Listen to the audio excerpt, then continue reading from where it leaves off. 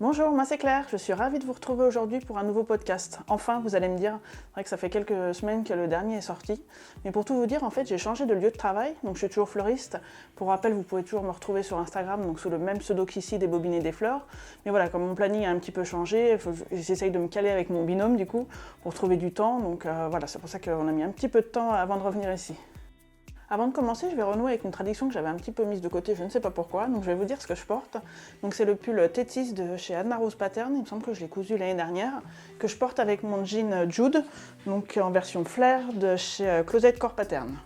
Comme d'habitude, vous pourrez retrouver dans la barre d'infos tous les liens des patrons dont je vous parle, donc n'hésitez pas à aller voir.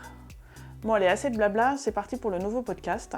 Donc dans celui-ci, je vais vous présenter toutes les cousettes que j'ai fait pour l'automne.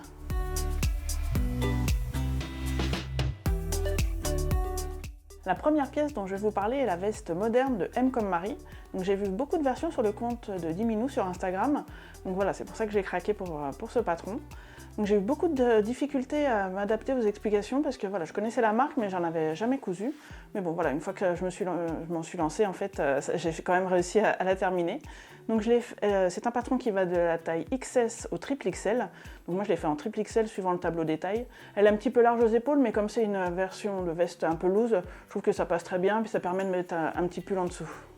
Avant de réaliser cette veste, en fait, j'avais en inspiration, dans ma petite tête, une veste militaire kaki avec des écussons. Donc c'est pour ça que j'ai quand même choisi un tissu kaki pour rappeler donc, cette inspiration, mais j'ai pas du tout mis d'écussons. Donc j'ai choisi un polycoton de chez Rascol, donc tout vient de chez Rascol, que ce soit le tissu, les boutons ou les 6 mètres de biais que j'ai posés. Donc il y a quelques vidéos en arrière, si vous vous souvenez, je vous disais que je n'aimais pas du tout le biais.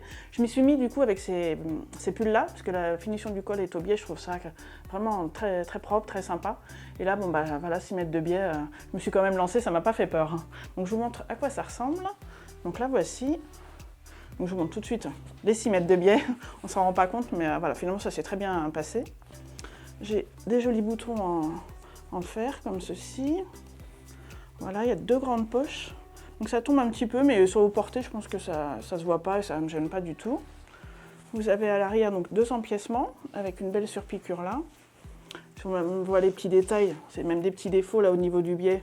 Oui, on voit que c'est pas très, très bien cousu, mais bon, personne ne le voit. Vous avez également 2 bracelets de manche avec une petite fente. Voilà, j'aime beaucoup parce que j'ai pas mal de vestes maintenant, mais j'avais pas des aussi longues. Je trouve que ça tombe plutôt bien en hiver, on peut mettre un gilet sans que le gilet dépasse de la veste.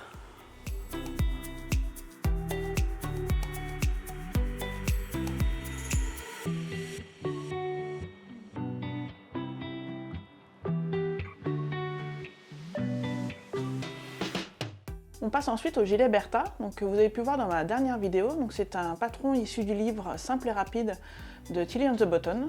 Donc, je l'ai réalisé en taille 50, exclusivement avec des chutes de sweat. Donc ça, c'était plutôt bien pour vider un petit peu mon bac. Donc, je vous montre à quoi ça ressemble. Donc, c'est tout dans les dégradés un petit peu vert et gris. Oui, c'est vraiment très simple, il y a pas de...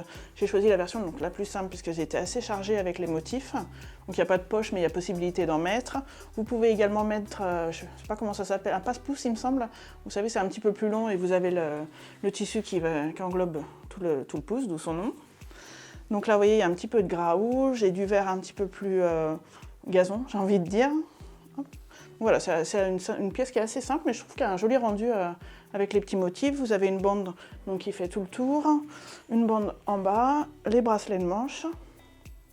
Et voilà, donc j'ai tout cousu à la surjeteuse, donc voilà, c'est une pièce très, très rapide à réaliser.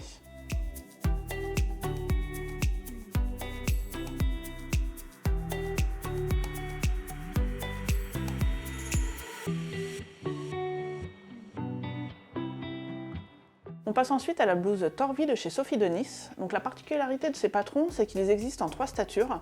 Donc moi j'ai choisi la taille 50 d'abord et là en stature 176 puisque je mesure 1m73 et voilà, ça tombait parfaitement. Donc c'est une réalisation que j'ai faite en crêpe viscose de chez Dress & Stoffen, que vous avez pu voir dans le haul que j'ai fait il y a quelques mois maintenant je pense. Allez, avant de parler, pendant que je parle plutôt, je vous montre quand même à quoi ça ressemble. Donc c'est un crêpe, c'est-à-dire que c'est un petit peu texturé le tissu. Vous voyez, c'est pas comme si c'était froissé, ça fait un peu mieux quand même que si c'était froissé. C'est de la viscose, donc très agréable à porter. Ah, je pense que mon tissu a un petit peu rétréci au lavage puisqu'il m'en manquait un petit bout. Du coup, j'ai triché, j'ai fait des bracelets de manches un petit peu plus larges puisque les manches étaient trop courtes. D'ailleurs, elles sont, je pense, il faudrait que je les rallonge un petit peu. Je trouve aussi que les bracelets de manches sont un petit peu larges pour moi, mais bon, comme je remonte souvent les manches, ça peut les coincer à peu près à ce niveau-là. Donc vous avez un joli col en V avec une parmenture. Donc ça c'est assez simple. Vous avez également des pinces poitrine. Donc on ne les voit pas très bien sur le tissu, mais elles tombent au bon endroit. Vous avez également des toutes petites pinces omoplates. Donc elle fait un petit aparté dans le patron pour expliquer que vraiment ça joue sur le modèle et que pour que ça nous tombe mieux. Effectivement, moi ça me tombe bien. Donc c'est assez long. Voilà, sinon pas de difficulté particulière. Voilà, je trouve que ça fait une jolie petite blouse pour l'automne.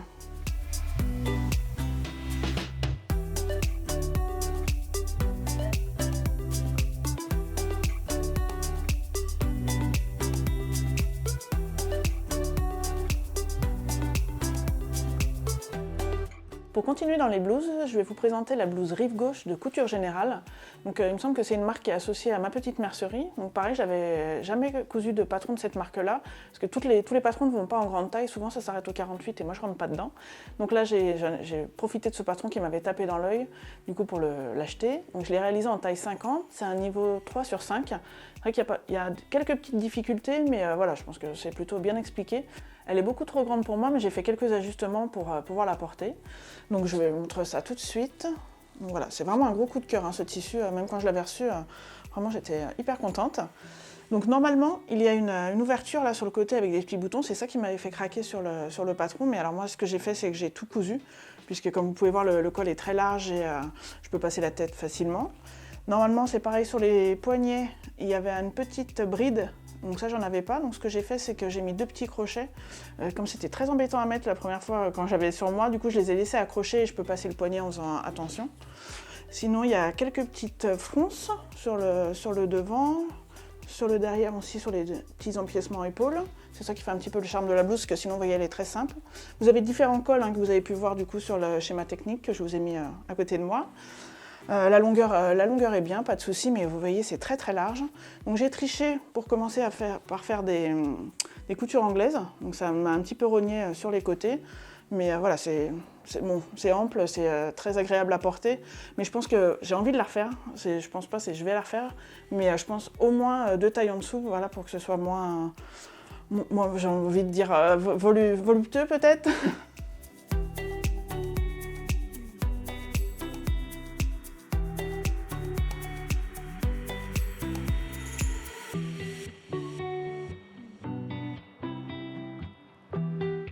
Nous arrivons déjà à la dernière pièce de ce podcast, donc c'est le pantalon Thury de la Maison Victor. Donc vous avez pu le voir plusieurs fois sur ma chaîne, puisque vraiment j'adore ce pantalon. Je l'ai réalisé dans un velours côtelé en coton de chez Benitex, c'est hyper agréable à porter, un petit peu épais pour la saison et vraiment bien. Je l'ai réalisé en taille 48, puisque le dernier que j'avais fait était en taille 46, donc juste la taille en dessous. Il m'a un petit peu serré, je rentre dedans, mais j'ai du mal à respirer, donc je me suis dit je vais faire la taille au-dessus. Et là, j'ai voulu le mettre l'autre jour et je suis un petit peu dégoûtée parce qu'il m'est trop grand. Et pour faire un petit aparté, en fait, je n'ai plus de placard à grignotage à mon nouveau boulot, donc du coup, je pense que j'ai perdu un petit peu de poids, mais bon, c'est pas grave, je le garde quand même de côté. On ne sait jamais après les fêtes, peut-être quelques petits kilos qui vont se rajouter. Donc je vous montre, il est en couleur moutarde. Voilà, j'aime beaucoup ce pantalon, il est plutôt simple pour un pantalon. Donc vous avez des poches comme ça sur le côté. C'est une braguette avec des boutons. Donc là j'ai mis des boutons de jean. J'ai toujours, pourtant c'est pas le premier pantalon que je fais, vous avez pu le voir sur ma chaîne, mais j'ai toujours un petit peu de mal avec cette braguette là. Je suis toujours en train de bidouiller parce que je sais pas où je coupe parce qu'à un moment donné, il faut donner un petit coup de ciseau pour bien plaquer les coutures et je sais pas, ça se met jamais nickel à premier coup, donc je fais des petites bidouilles. Vous avez 2 grandes poches plaquées à l'arrière, les passants pour la ceinture.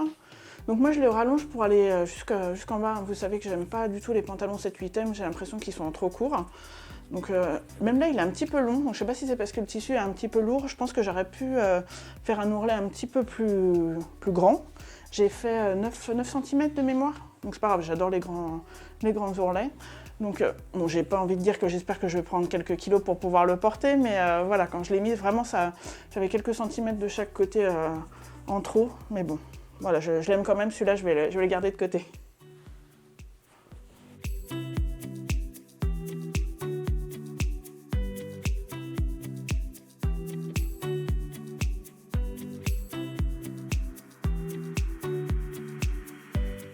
Nous voici arrivés à la fin de ce podcast. Pour tout vous dire, j'ai déjà un pantalon tuerie en projet pour essayer de rattraper, j'ai envie de dire, le dernier que je ne peux pas mettre pour le moment.